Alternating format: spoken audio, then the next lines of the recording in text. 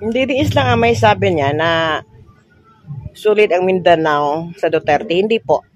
Hindi po. Alam ko po yun kasi taga Mindanao po ako. Ako nga taga Mindanao, di PBBM ako. May mga didiis din naman. Hindi yan maiiwasan. Pero, mas maraming PBBM dito. Pero tahimik lang. Ayaw kasi ng mga PBBM supporters ng gulo. Yun po ang katotohanan dito sa Mindanao. Magandang umaga po.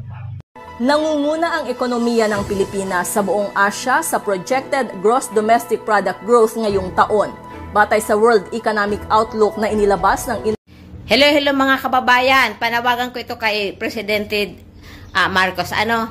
Magrarally daw po ang mga Iglesia ni Cristo para sa kapayapaan. Hindi po ako naniniwala diyan para sa kapayapaan, Kasi kung kapayapaan po ang gusto nila, hindi sila makikisawsaw sa politika.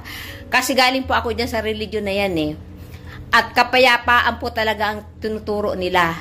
Hindi po nakikisawsaw ang Iglesia ni Cristo sa politika. Ngayon na lang po. Ngayon na lang po kasi may nakikisawsaw na po sila sa politika. Kung totoo pong kapayapaan ang gusto nila, sana susundin nila yung original na aral. Na hindi sila makikisawsaw sa politika at mananahimik sila at tuloy lang sila sa paglilingkod nila sa Diyos. Kaya kay President Marcos, wag po kayong magpapalin lang sa rally-rally ng mga INC para daw sa kapayapaan.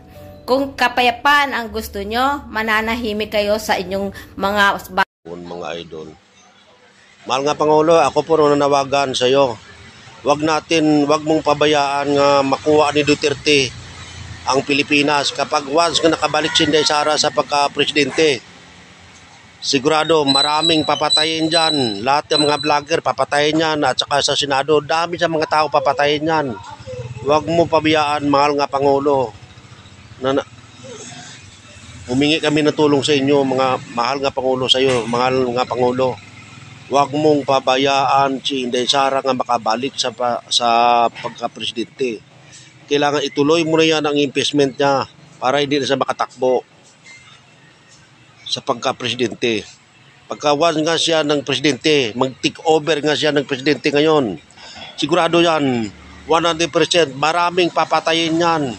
Yan ang ginakabahan ko, mahal nga Pangulo. Maraming papatayin ng mga Duterte na yan.